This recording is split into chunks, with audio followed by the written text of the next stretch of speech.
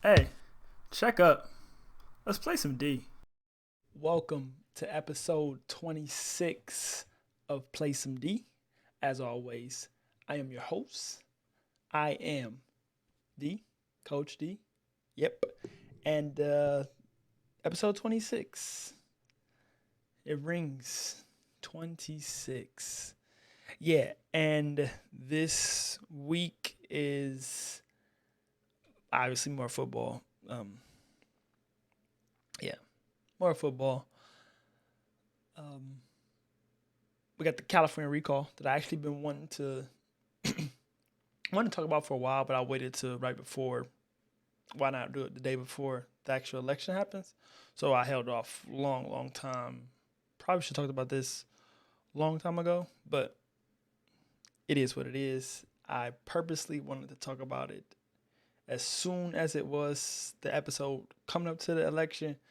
So that's what I'm going to do. I'm going to talk about TikTok meets Hollywood, which I think is a very interesting article I ran across that I want to talk about. Yeah, NFL do 2 quarters like I did, beginning of the NFL season. NFL is a big deal, and I'm talking about the NFL, and I wanted to get this episode out the day before, but I needed to wait for Monday Night Football for it to feel authentic to me. So I went to wait till tonight's game to get over with, which was a barn burner, a wild game, a very entertaining game. So there's a bunch of other things in the news that are newsworthy that should be talked about. The vaccine mandate things are huge. All that's that's a big deal, and Texas doing abortion stuff, and Florida and the government taxes, and it's a lot. It's a lot going on. I could have did OT and all that good stuff, but I didn't. But as always, if you like the video, please hit that like button. Please hit the subscribe button if you want to come back for some more Play Some D, and notifications. Turn notifications on. You'll know as soon as these videos hit that, you know, what's YouTube call it? Hits that algorithm, hits that page, hits that upload. So yeah, the notifications are a big deal too. So yeah, it's just heavy on the news cycle for the previous week. But I'm gonna start this off first quarter. We'll start first quarter off with California Gavin Newsom recall, and it's wild because the list of certified candidates for the recall is I guess 2.5 pages. We got a software engineer on here. We got a retail store manager, entertainer. Oh, man, obviously a bunch of entrepreneurs and CEOs, a university lecturer. There's Democrats on here. Obviously, Caitlyn Jenner. Most people know that. And the guy that looks like has the most votes if Governor Newsom was to be recalled is Larry Elder, black dude spouting a bunch of I guess Trump stuff now just to try to see if he can gather some votes, because I mean that's what's pushing that Republican side. So that's smart move of him. But I just want to talk about just the so it's only happened. Active governor's only been recalled once. Um, and I remember when it started happening. I've been in tune with it since the beginning. February of 2020 was over a year ago before the pandemic started. There's really no way to get a Republican governor in California. I mean, unless the Democrats just start screwing up really bad, but it's majority Democratic, so they're just going to vote that way regardless. and they got to do what they got to do to try to get a Republican in there. And the law allows them to do recalls. And I didn't think they, I thought they were bluffing. I didn't think they would even get enough signatures to get this done. But what really happened um, was the Napa French Laundry visit. That's when I knew that everything kind of changed. Um, that just took his stances kind of hypocritical when he was doing all those shutdowns and mask mandates. Don't go to restaurants. Don't do this. It was a pretty bad time for him to, and I think that's probably when his polling numbers dipped, if not the lowest, close to the lowest. So Gavin Newsom messed up there, and he was aware of that. Um, he did some things to kind of move the needle, but it's California, and there's the middle part of California. There's obviously the urban or metropolitan areas, and they just differ. So, you're not gonna get everybody to like it. There's always gonna be some people that don't like what you do, but overall, I personally think he did a decent job. I mean, nobody's perfect, and the Republicans need to do what they have to do to get their people in. It's just a part of the game, unfortunately. So by the state's deadline in March, 1.7 million signatures have been gathered. Roughly, yeah, it was probably 1.5 to qualify. So 200,000 more, which, like I said, I thought was a complete bluff. The only successful recall was back in '03 when Gary Davis was a call and Arnold Schwarzenegger got in there, and that was just wild. It was just wild. So now, Gavin's got the run of he's got Obama doing commercials, Biden's out here, Kamala, Elizabeth, everybody, because there's some big things that happen if a Republican was elected. They would be able to move Republican members into elected seats, and that senator would then become that elected senator would become Republican. Now, it would change a lot of different things. So it's really important that Gavin does keep the seat for Democratic purposes.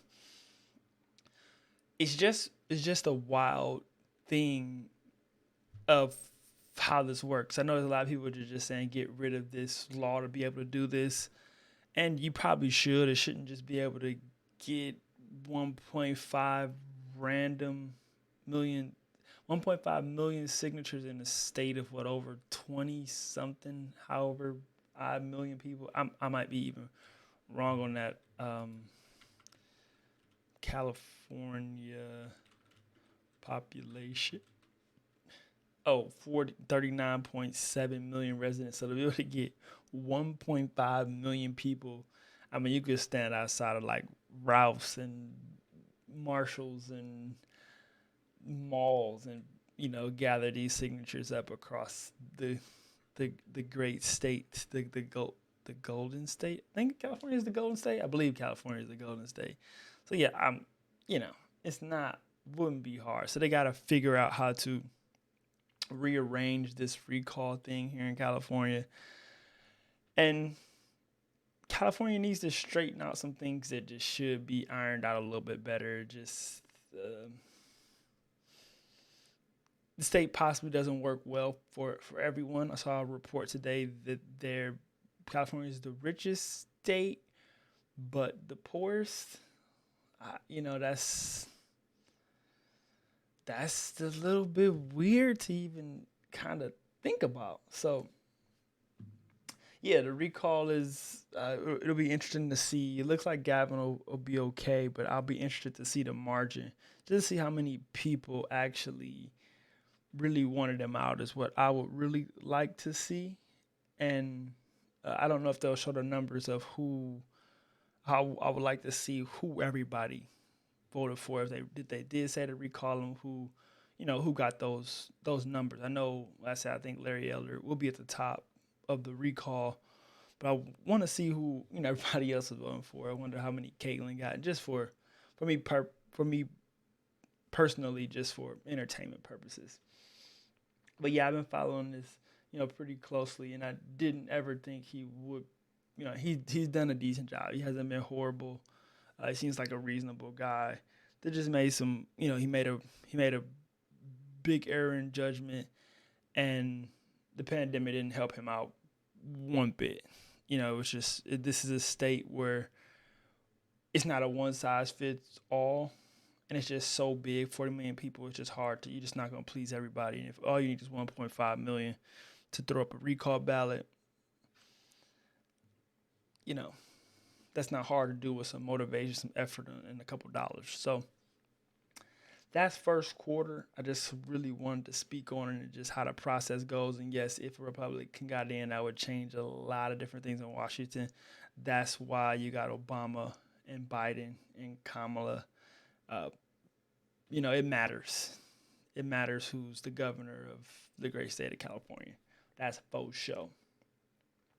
So in the second quarter, I came up against an interesting article of TikTok artists eyeing Hollywood or vice versa. There's Addison Rae just signed a multi-picture deal with Netflix, and the D'Amelio sisters, with Hulu. And I'm sure there'll be many more. And I just thought it would be interesting. I guess TikTok, it looks like now social media users in the US, UK are spending more time scrolling through the site than they are on YouTube.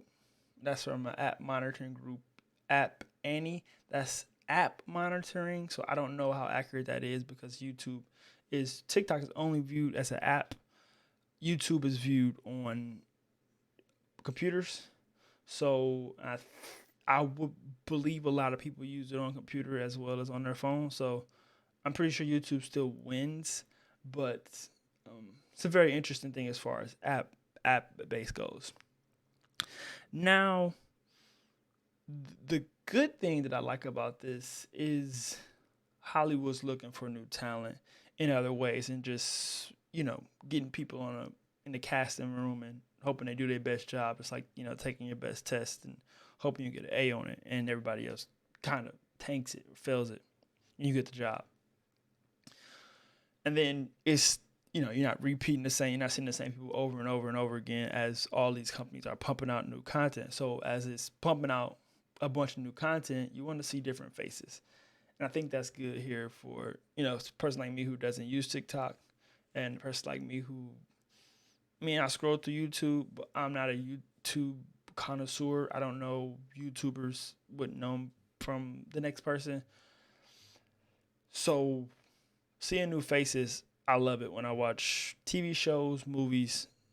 I've always been about new faces. I think there always should be new people on TV. There's a lot of talented people in this world, and you don't need to keep seeing the same people over and over again, especially when these people are getting millions and millions of dollars. And I guess you got the feed your family argument, but give me one hit movie, and I'll be fine. I won't need another movie again.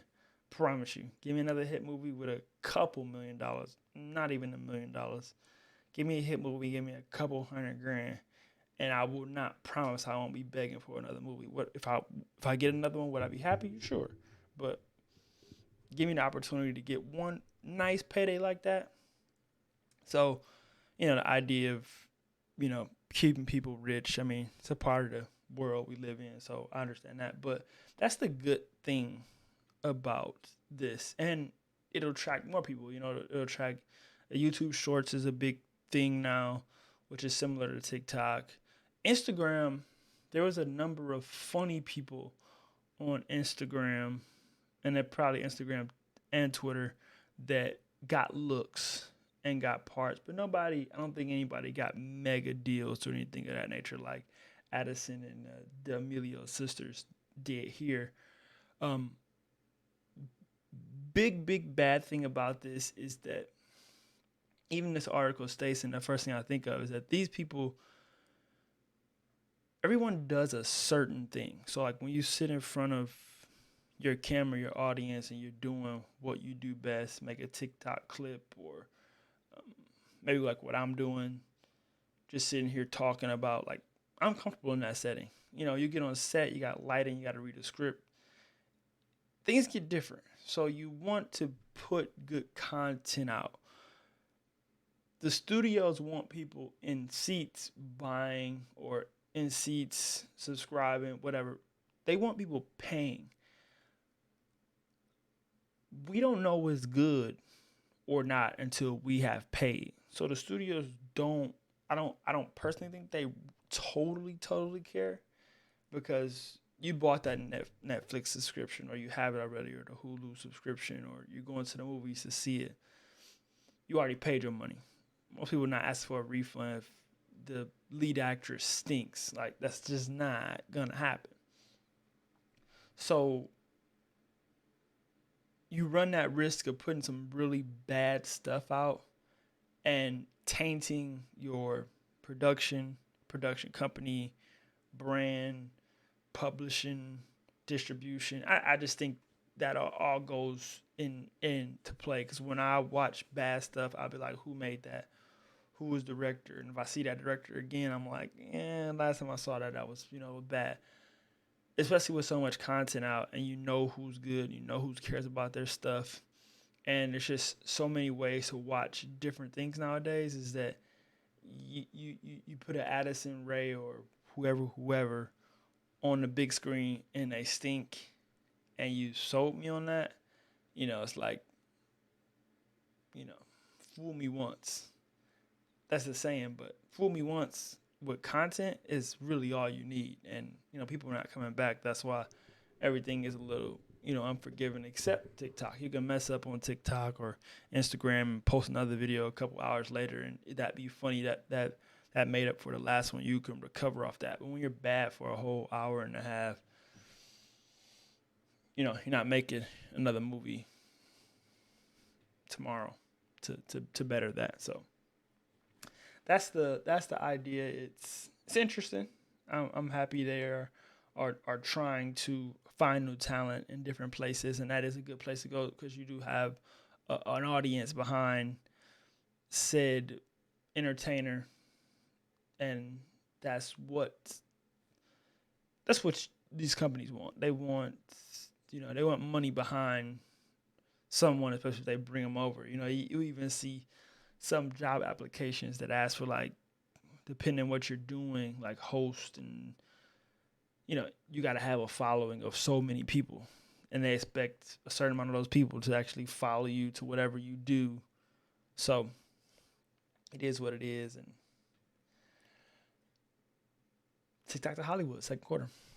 Third quarter is something that I would like to not spend a whole lot of time on, but it is only 1 week of a week one. It is only 1 week.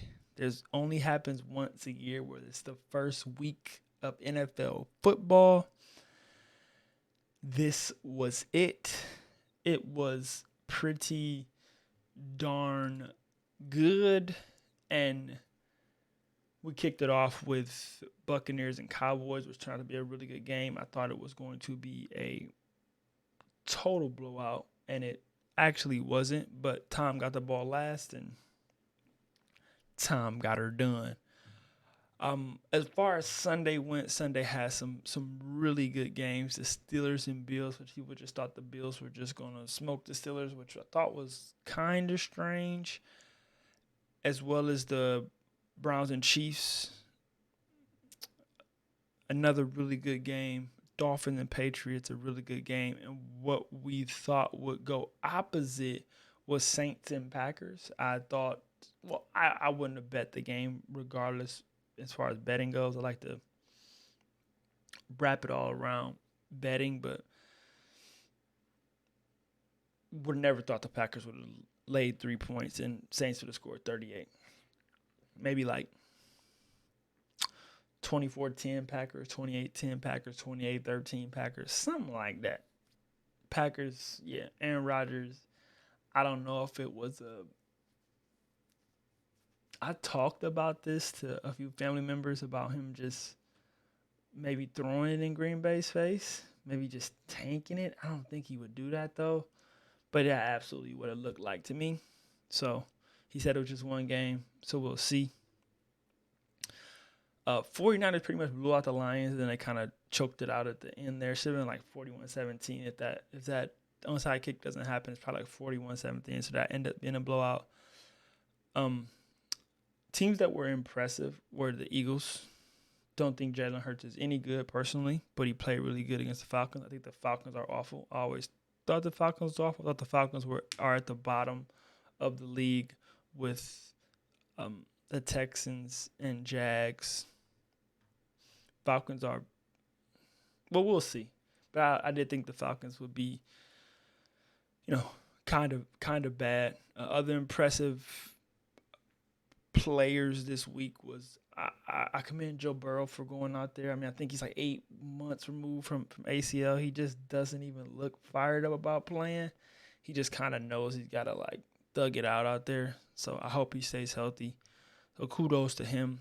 The Arizona Cardinals just smacking at the Titans. Definitely thought the Titans would get that win. They just played like I don't know what they play like. Colts.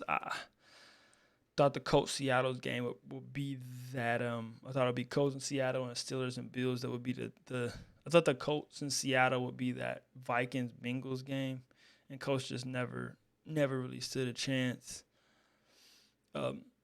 Texans and Jaguars didn't know what to make of it. Didn't know what Urban Meyer was going to put out there. Didn't think the Texans had anything. I didn't think the Texans had close to 37 points in them, but they got 37 on the board. So that was huge. The Giants just got to pull it together, and the Bears has to get Justin Fields on the field. And that's kind of the bottom line. I mean, these are the Sunday games. We'll talk about the Monday game here in a second. Washington should just trade for Dalton. I'm sure they can give up a little bit. The Bears can eat whatever money they have to eat for Dalton, and just to get Fields on the field, get a couple picks, backdoor for Andy, and just call it. That's what I would do. Don't know if that's even an option. I think it sounds like Washington's all good on just wasting that defense away, and the talent, a little bit of talent, or not even a little bit, the decent amount of talent they have on offense, they're going to waste it away with Taylor Heineke, it looks like, which, weird. Again, weird. Now for what turned out to be the game of the week, Browns and Chiefs was probably it. I'm trying to think. That Vikings Bengals was pretty solid, and the Bucks and Cowboys was solid. Browns Chiefs was solid, but it probably was Monday night game. Raiders and Ravens. I'm glad I waited to do this because I felt like Baltimore controlled they controlled the game. I feel like they won essentially in my mind. Which when you see 23 points in fourth quarter and overtime from the Raiders, and they had 33 points, that kind of tells you a little bit about the game to me. Ravens just scored 10 points in the fourth quarter too. So Derek Carr balled out, 435, slung it 56 times. That's a lot of passes. Lamar Jackson,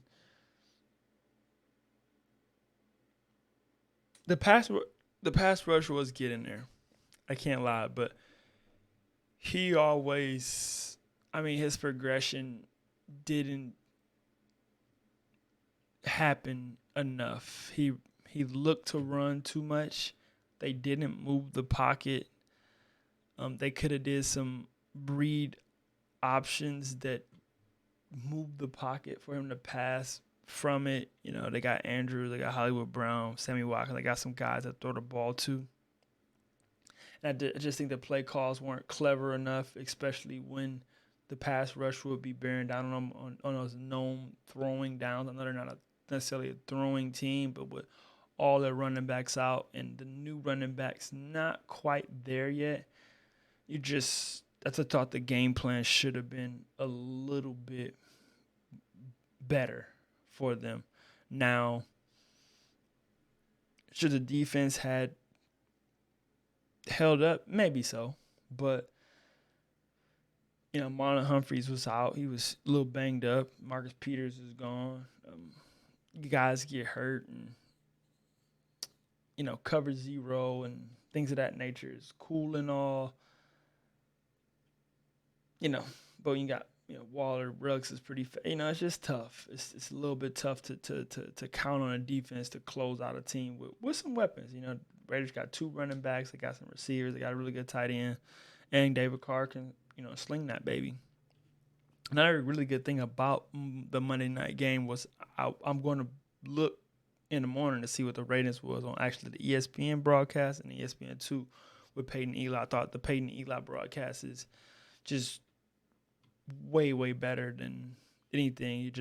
They had Barkley, Russell, Kelsey, and Ray Lewis on, and that was just dope. Just had a perspective of the players talking through the game, just kind of lounging and watching it just like we are at home, instead of you actually having people call it just so, fourth down, and you get kind of sick of that. I always felt that, and I think Snoop Dogg might have changed that whole calling sporting events thing.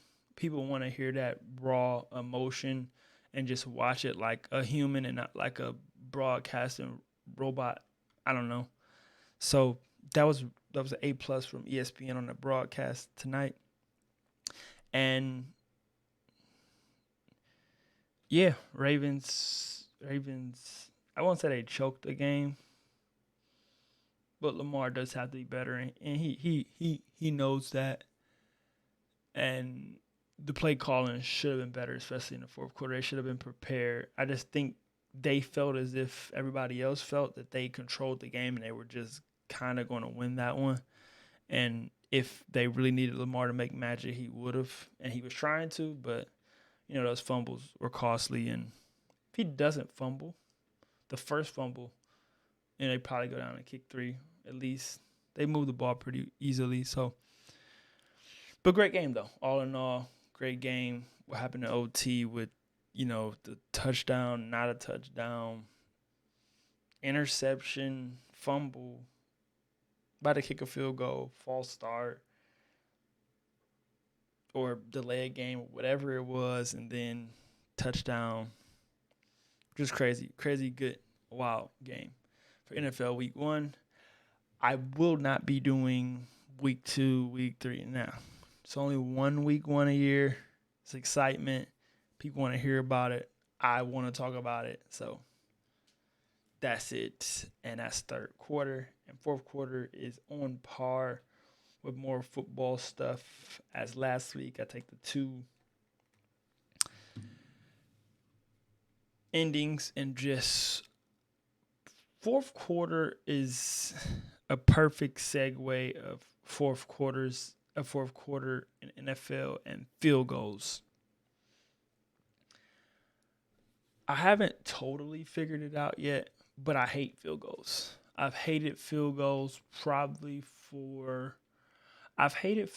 ever since they started kicking like 55-yarders or like consistently kicking 50-plus yard field goals, because it's so corny at the end of games to just see a team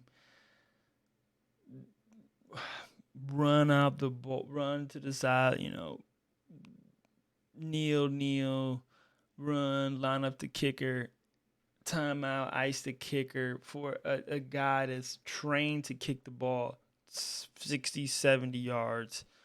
Only thing you could really hope for on a defense is some wind to be blowing, but if you're in an indoor stadium with artificial turf, they dudes can kick it from the other side of the field if they really, really wanted to. And I think that's just an awful way to end. It's an awful way to end a sport that's so physical as football on the leg of a kicker. I just think they need to rework how kicking happens, particularly in the fourth quarter. And my immediate thinking was just eliminate it altogether in the fourth quarter, but that's not really possible because you need to kick some, obviously throughout the fourth quarter. But only reason I say through no field goal kick in the fourth quarter because you just eliminate the kicker altogether. You got to go down and score. I mean, you could even say eliminate kicking in the fourth quarter altogether. No punting, no punts, no field goals, no kicking in the fourth quarter. You got to play football in the fourth quarter. Either throw a touchdown or you turn it over on downs. If you're that's all always the thinking, like maybe if you're just on your side of the field. If you're on the opposite team side of the field, you can kick a punt. But then teams would be kind of cheating and trying to false start, and get behind and then punt. So no, it would be you have to have it one way. But then I was thinking, just no field goals after 2 minutes. So what would technically be your normal ice in the kicker. So if it was tie game, you would kick that baby, but you got to kick that baby before the 2-minute warning. You got to kick your field goals. If you want to go up 2, you got to kick your field goal before a 2-minute warning. Now the other team would now get the ball and have a 2-minute drive to go down and score. That would be cool. It would be really, really cool if you just eliminated kicking and teams actually had to go down and score. One of those teams, it makes it way more exciting. That's what football is. Football is drawing up plays, not to have Tom Brady get it at the 25. Then when he threw a couple passes, then he was able to throw the ball out of bounds 3 times in a row and give it to Ryan Suckups, who's a professional kicker. And that's how you win the game. I just think it's super duper corny. Even in that Ravens game. So Lamar Jackson fumbles, and now it's like, oh, game's over. I know the Raiders are Carlson's just going to kick a field goal and game's over. It's something with field goals. It's never going to change. But I think if it was a time it was going to change, is when football was hard hitting, no flags, no whatever. That's when it would have changed. Now football's way too soft. It's almost flags. So, last thing they want is more people out there throwing the ball and getting cracked. If we could limit the field goals or kick it out the back of the end zone, take out take out the kickoff altogether, blah, blah, blah, blah. Football's at a point now where that's just not, I just don't think the field goals, it's not going to change, but it should.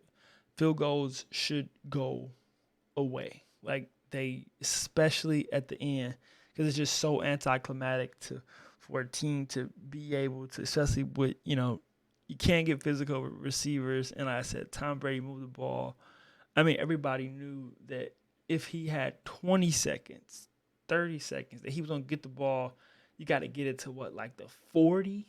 The 40 gets it to a 57-yard field goal. I think they hash it 7 yards the kick, and then it's 10 for the end zone. So yes, that's makeable. Suckup would have crammed that baby down the middle. And there's other guys, Greg the Leg at some point was kicking 60s.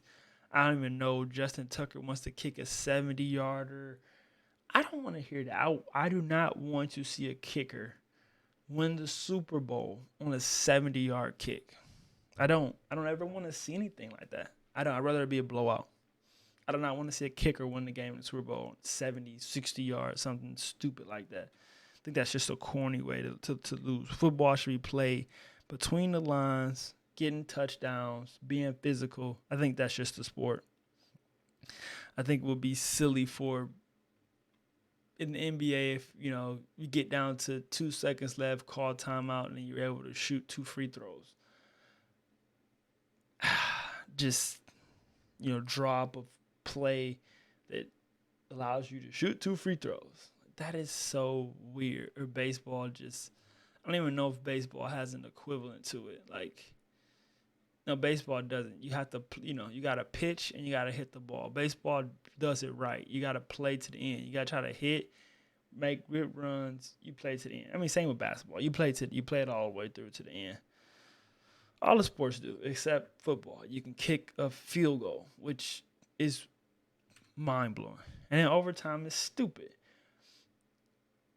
10 minutes. The first team kick a field goal, second team get the ball. I mean, they switched that because it was like sudden death, which was super dumb. What it should be like college. Each team should get the ball in like the 35.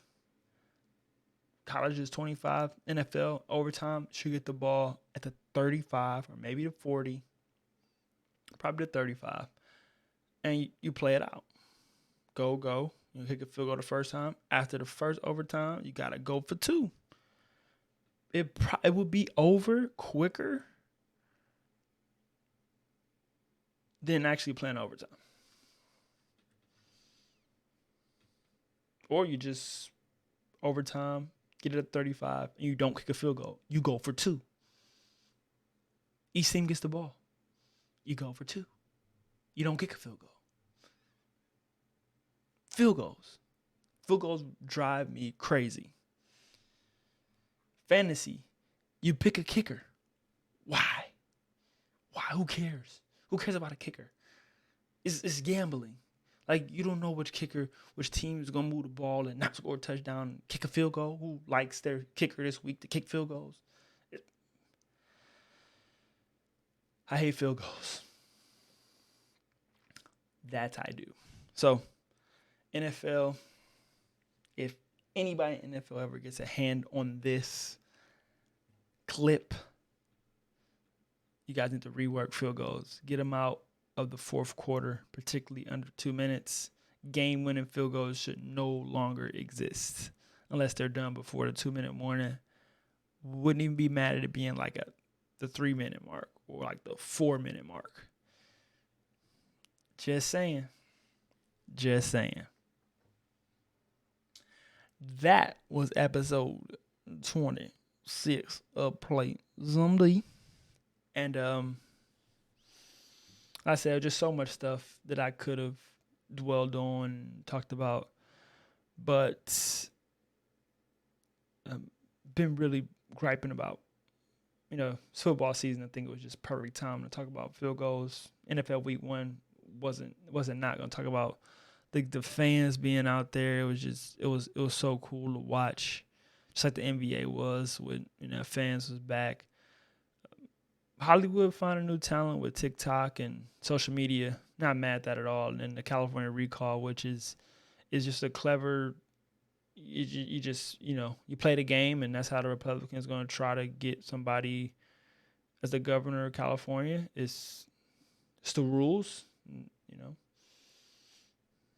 just it's how the cookie crumbles. So be interesting to see how it all shakes out for that recall efforts. Once again, if you enjoy what you watch, smash that like, hit that subscribe button, turn on post notifications, and this was a dandioso, grandioso, Coach D for the play some D, and yeah, as always, as I like to do, on my way out, be safe. I holla.